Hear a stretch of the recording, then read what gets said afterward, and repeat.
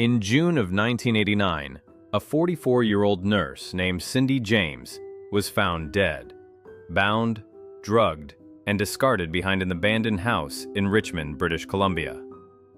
The police called it suicide. But here's the problem. Cindy had been reporting terrifying attacks for nearly 7 years before she died.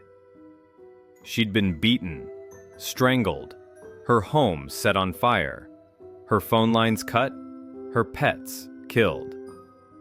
But every time she went to the police, they found nothing. No witnesses, no fingerprints, no suspects. And when she finally turned up dead, they still said she did it to herself.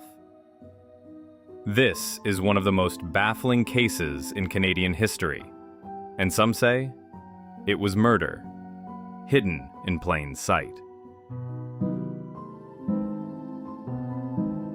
Cindy James was smart, composed, and well-liked. A former nurse turned care worker, she was recently divorced from a psychiatrist named Dr. Roy Makepeace. They'd been married for 16 years. In October of 1982, just months after the divorce, Cindy went to the police. She said she was receiving threatening phone calls, heavy breathing, muffled voices. Sometimes the caller whispered her name or said, "You're going to die." At first, police thought it was a prank. But then the letters started arriving. Cut-out, ransom-style notes with phrases like "soon" and "dead meat." Then came the break-ins. Windows smashed, curtains slashed, items moved. But never any signs of forced entry.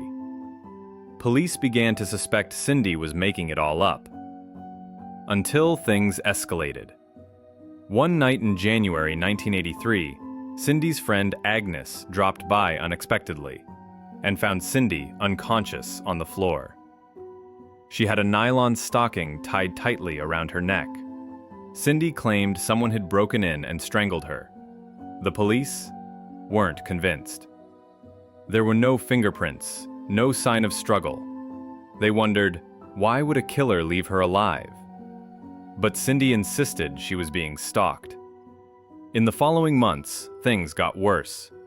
Her porch light was shattered. Her phone line was cut. Her house was doused in gasoline and set on fire while she was inside.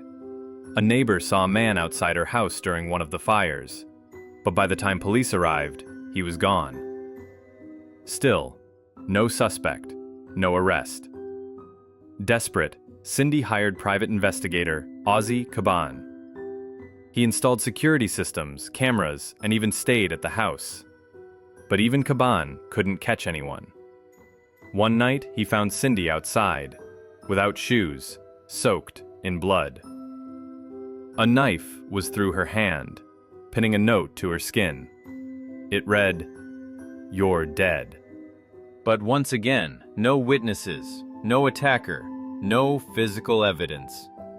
Police began pressuring Cindy to undergo psychological evaluation. They believed she was harming herself for attention. Even her ex-husband, Dr. Makepeace, suggested she had a split personality. Cindy, meanwhile, moved 7 times, changed her name, dyed her hair, and still the attacks followed. She stopped telling police everything, because she said they were making her feel like she was crazy. In early 1989, Cindy told friends, "I know someone is going to kill me, and they'll make it look like suicide." Then, on May 25th, she disappeared. Her car was found in a shopping plaza. Inside were groceries, her wallet, and a wrapped birthday present. Blood was smeared on the driver's side door. Her car keys were missing. If you're gripped by cases like this, hit that subscribe button. I cover true crime stories just like this one. Short, haunting, and impossible to forget. 2 weeks later, on June 8th, construction workers found her body behind an abandoned house, miles away. She was hogtied, hands and feet bound behind her back. A needle mark was in her arm. Toxicology revealed massive amounts of morphine and other sedatives in her system. There was no way she could have moved, let alone tied herself up, in that condition. Despite the circumstances, the police stuck to their theory: suicide. They claimed she'd somehow injected herself, walked a mile, hid in an alley, and tied herself up. A coroner's jury ruled her death undetermined. To this day, the case remains open, but cold. No suspects were ever charged. No one was ever proven to have stalked her. Some believe Cindy staged everything, and it all went too far. Others believe she was genuinely being hunted, and no one believed her until it was too late. But one fact remains: Cindy James predicted her own death, and it happened exactly how she said it would. Some people say Cindy James was paranoid. Others say she was a woman begging for help, while the world called her crazy. She died afraid, alone, and surrounded by questions that still haven't been answered. And whether it was suicide or murder, the truth remains buried, right next to her. Thanks for watching Short Crime Stories. New crimes drop weekly. Subscribe to never miss a case.